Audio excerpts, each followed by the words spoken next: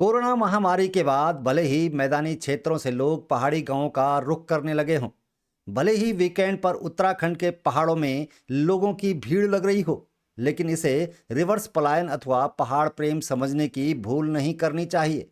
क्योंकि पहाड़ों में पलायन की जो वजहें पहले से रही हैं, वो आज भी कायम हैं। आज भी पहाड़ी खेतों में पैदा हो रही फसलों को बंदर, लंगूर और सुअर चट कर जा रहे हैं। वहीं भरी दोपहरी में गुलदार पालतू पशुओं के साथ इंसानी जीवन के लिए भी खतरा बने हुए हैं। इसके बावजूद भी वन विभाग के कानून ऐसे हैं कि उन्हें जंगली जानवरों से चिंता ज़्यादा लगती है और इंसानी जीवन को दोयम दर्जा दिया जा रहा है। इसी बात से चिंतित जिला प्रशासन टिहरी ने जनप्रतिनिधियों और अधिकारियों के साथ मिलकर जंगली जानवरों से बचाव के तरीकों पर चर्चा की।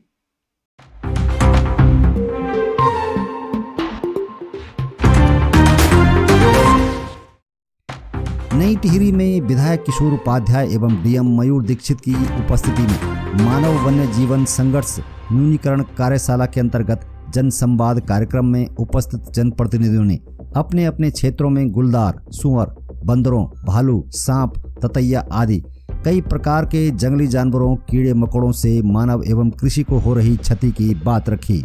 उन्होंने ततैया के काटने से हो रही मृत्यु दर वृद्धि को भी गंभीरता से लेने तथा एक क्षेत्र से बंदर पकड़कर दूसरे क्षेत्र में छोड़ने की शिकायत करते हुए बंदरों के बंधियाकरण करवाए जाने की मांग की।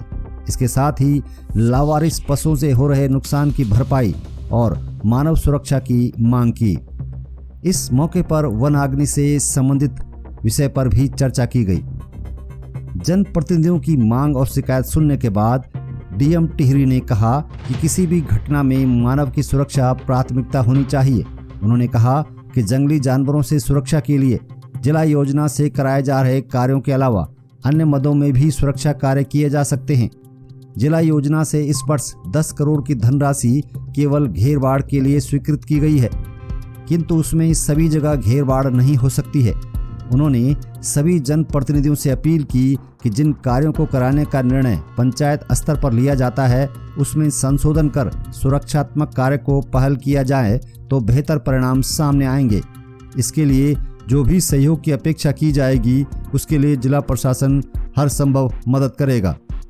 उन्होंने कहा कि मनरेगा से घेरबाड़ के कार्यों में जो नियमानुसार दिक्कतें आ रही हैं उन पर जल्द ठोस कदम उठाकर निवारण किया जाएगा। इसमें गुलदार, जंगली सूअर आदि की वजह से जो समस्या आ रही हैं, भले वो सुरक्षा से संबंधित हो या कृषि से संबंधित हो, उसके बारे में विस्तृत चर्चा की गई। इसमें जनप्रतिनिधियों के माध्यम से कई सुझाव भी प्राप्त हुए हैं और उनको भी हमने विभिन्न योजनाओं के बारे में बताया है कि वो कैसे अपनी योजनाओं के अपने प्लान को बनाकर इन समस्याओं को निराकरण भी कर सकते हैं। और साथ ही जो सुझाव मिले हैं उसको अगले जो हमारा जिला प्लान बनेगा उसमें उनको रखा जाएगा। साथ ही जो अन्य धनराशि भी जनपद में आवंटित होगी उससे भी उन कार्य को करेंगे। इस मौके पर डीएफओ टिहरी पुनीत कुमार ने कहा कि जनपद में तेंदुए से सावधानी हेतु घरों के आसपास की झाड़ियों का कटान अनिवार्य है, क्योंकि तेंदुआ घात लगाकर ही हमला करता है, इसलिए घरों के पास झाड़ियों का होना घातक है। उन्होंने बताया कि वन विभाग के द्वारा आवश्यकता अनुसार लाइट वितरण का कार्य भी किया जाता है। बंदरों को खाना देने से वे आबादी क्षेत्र में आ रहे हैं। उन्होंने कहा बंदरों से नजर न मिलाएं व उनके झुंड वाले इलाकों में अकेले चलने से बचें। हमारे विधायक जी हैं, इनके द्वारा जो है समय समय पर बोला गया था कि आप ऐसी बैठक बुलवाइए जहाँ पे कि जो है खुल के जो है जनता की जो है समस्याएं हमें सुनने को मिले और सुझाव भी उनके बीच से आए और हम भी उस पर चिंतन मनन करें। तो आज पूरा विस्तृत तरीके से चर्चा हो गई है। तो सभी उस पर गुलदार पे भी हुई है, भालू पे भी हुई है, सुअर पे भी हुई है, बंदर पे भी हुई है।